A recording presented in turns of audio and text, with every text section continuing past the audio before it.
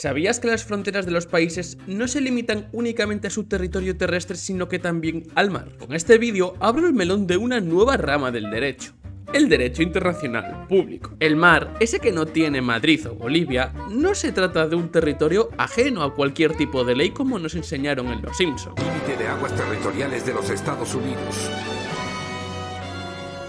¡Lo logramos, hijo! Aguas internacionales, el lugar que la ley olvidó. Desde el año 1982, con la aprobación del Convenio de las Naciones Unidas sobre el Derecho del Mar, los estados se han puesto más o menos de acuerdo sobre las normas que deben regir este espacio. Para asegurar los derechos e intereses de los estados, la CONVEMAR ha dividido el mar en tres zonas: el mar territorial, la zona económica exclusiva y el mar abierto o aguas internacionales. El mar territorial se trata de la zona más cercana a tierra firme. Se adentra hasta 12 millas marinas a contar desde la línea de costa cuando la marea está baja. La línea de costa recibe el nombre de líneas de base. Esto no es más que una línea imaginaria que une con una línea recta los diversos puntos de la costa de un territorio. Si alguna vez habéis estado paseando por la costa y de pronto os habéis encontrado con una piedra que se encuentra ahí en medio del camino, que sepáis que eso es lo que se utiliza para calcular estas líneas de base. Dentro del mar territorial, los estados tienen plena soberanía, lo que significa que en este espacio se aplican exactamente las mismas leyes que en tierra firme. Como aclaración, todo el mar que se encuentra dentro de las líneas de base se llama mar interior. A partir de aquí, la CONVEMAR cita un montón de excepciones o especialidades que pueden alterar de manera grave el punto límite del mar territorial, como ríos, deltas, islas cerca de la costa, bahías, etc. Por regla general, ningún barco puede acceder al mar territorial de otro país, salvo que cuente con su consentimiento. Como siempre pasa en derecho, existe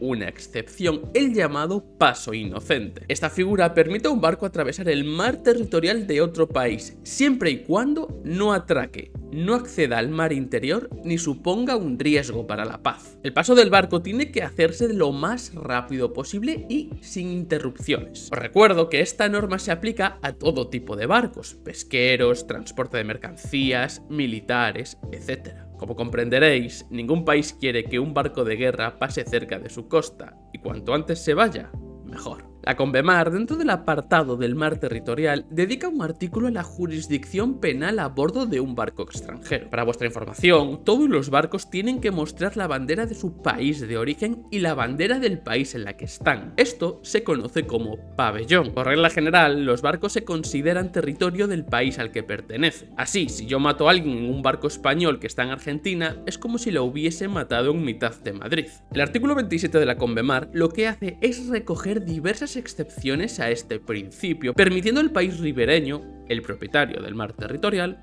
enjuiciar un delito. Las cuatro excepciones son: que el delito perjudique al estado ribereño, cuando el delito ponga en peligro la paz o el buen orden del mar territorial, cuando el capitán del barco, diplomático o funcionario a bordo del barco haya pedido ayuda, o cuando el delito esté relacionado con el tráfico de drogas. A continuación, justo después del mar territorial, se encuentra la zona contigua, la cual llega a 12 millas a partir del límite del mar territorial. En esta zona, los países tienen el derecho a tomar medidas de control para prevenir el incumplimiento de sus leyes y sancionar a quienes las incumplan. La tercera zona reconocida en la CONVEMAR, y posiblemente la más importante de todas, o por lo menos la que causa más debates y peleas, es la zona económica exclusiva. Esta zona se adentra hasta 200 millas en el mar a contar desde las líneas de base. La zona económica exclusiva concede al estado ribereño el derecho de soberanía para los fines de exploración y explotación,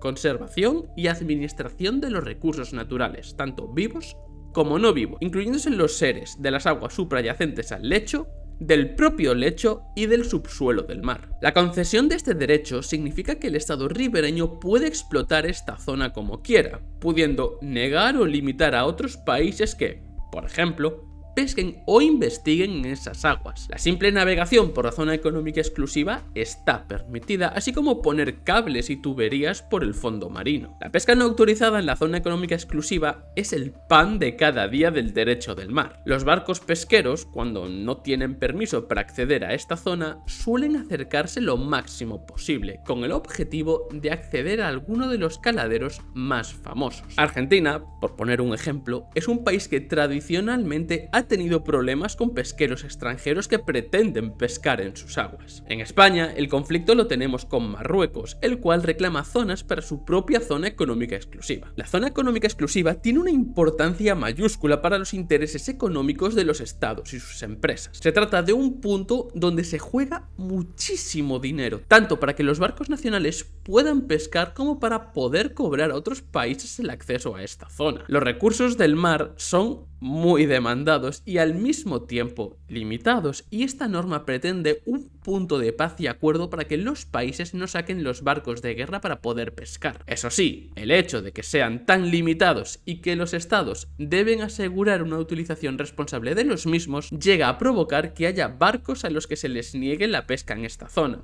provocándoles a esas empresas grandes pérdidas económicas. Por último, llegamos a la alta mar, popularmente llamada aguas internacionales. La alta mar es toda aquella zona que no se encuentre dentro de una zona económica exclusiva, en el mar territorial o en el mar interior de ningún estado. Las aguas internacionales son libres, reconociéndose plena libertad para navegar, volar, tender cables submarinos, construir islas artificiales, pescar y hacer investigaciones científicas. Ningún país puede reclamar la alta mar como propia, ya que se considera una zona común para todos los países. En alta mar, ningún país tiene jurisdicción como tal, sino que la responsabilidad penal de cada persona será conocida por el pabellón del barco en el que se encuentre. Si yo mato a alguien en un barco alemán, me juzgará un juez alemán.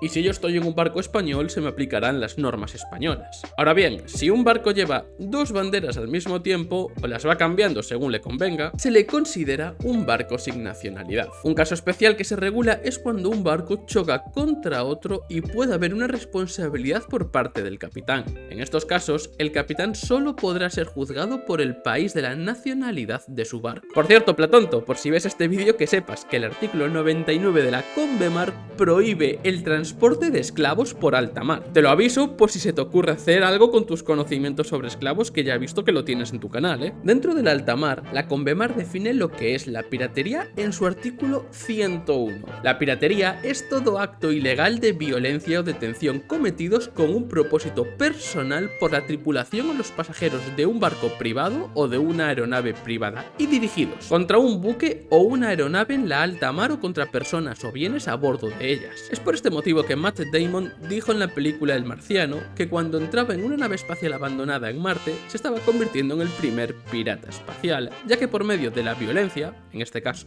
romper la puerta, estaba tomando posesión de una aeronave en un lugar no sometido a la jurisdicción de ningún estado. ¿Y tú, quieres convertirte en un pirata espacial o en un pirata de alta mar? Antes de acabar el vídeo, quiero compartir con vosotros una opinión personal sobre el derecho internacional público. No sé si esta opinión la tengo porque tengo un conocimiento insuficiente sobre esta materia, pero a mí este tipo de normas me parecen muy frágiles. Imaginaros que mañana China o Estados Unidos empieza a pescar sin control en zonas económicas exclusivas de otros países, aún después de que se les haya prohibido. ¿Quién o cómo les va a impedir hacerlo sin declararles la guerra? ¿Acaso es posible sancionar a estos países? ¿Quién les juzgaría en todo caso? Y digo más, ¿serviría de algo juzgarles? Las respuestas a estas preguntas se las dejo a los expertos en la materia, ya que yo no lo soy. En todo caso, el derecho internacional público es una rama del derecho que se convierte en papel mojado en el momento en que los países sacan los misiles. Y es por este motivo que al final es una rama del derecho muy importante, ya que aporta unas normas de convivencia básicas para que no nos andemos a matar entre nosotros. Muchas gracias por llegar hasta el final y nos vemos en el próximo vídeo.